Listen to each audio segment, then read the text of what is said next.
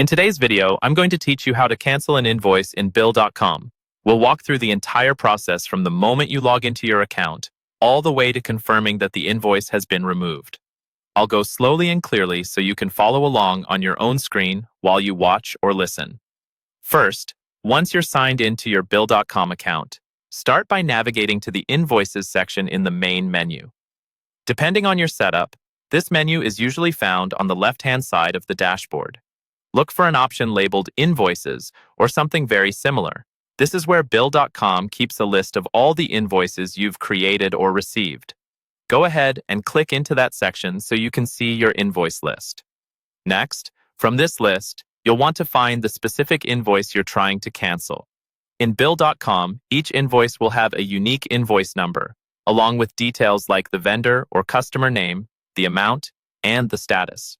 Take a moment to verify you're selecting the correct one, especially if you have multiple invoices with similar amounts or dates.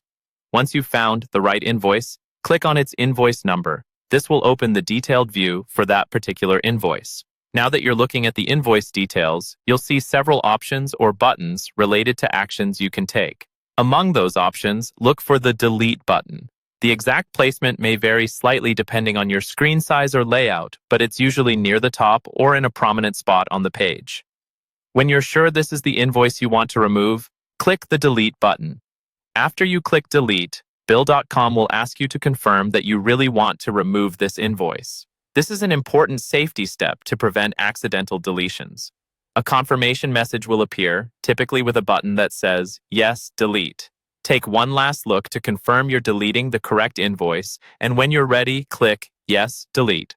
Once you've confirmed, the invoice will be removed from your list, and it will no longer appear as an active item in your invoices section.